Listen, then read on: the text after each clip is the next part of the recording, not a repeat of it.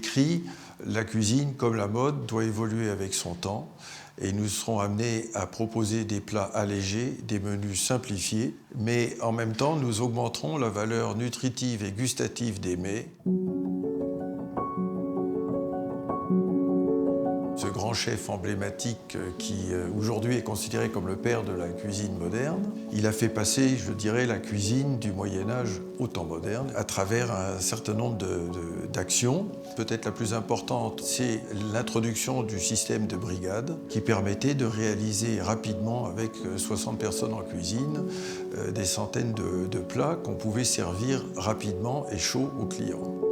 Les légumes étaient préparés par un cuisinier, la sauce par un autre, le rôtisseur faisait la viande. Le plat, donc, était assemblé, un peu comme dans le système des tayloristes.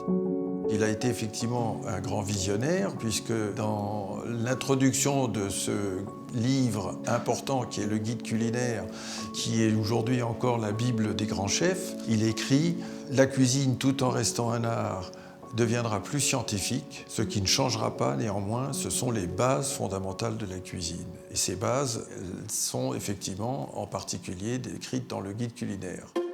Dans ce guide culinaire qui a les 5000 recettes, la plus mythique, la plus connue mondialement, c'est la fameuse pêche Melba.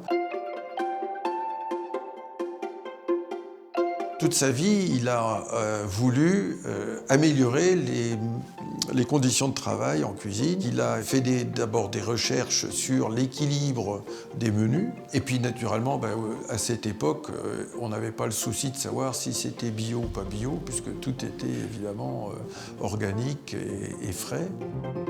Il y a une association internationale qui s'appelle les Disciples d'Escoffier International.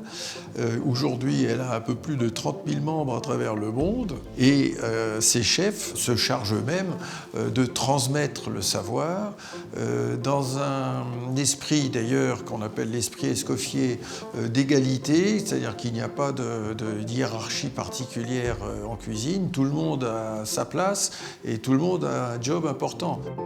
Ce qui ne changera pas, ce sont les bases fondamentales de la cuisine. Et je fais ce rapprochement avec la musique. Quand on a les bases, eh bien, on peut jouer du Bach, du Chopin, du jazz, on peut improviser et même créer. Mais si on n'a pas les bases, eh bien, on ne fera que du bruit. Et c'est pareil en cuisine.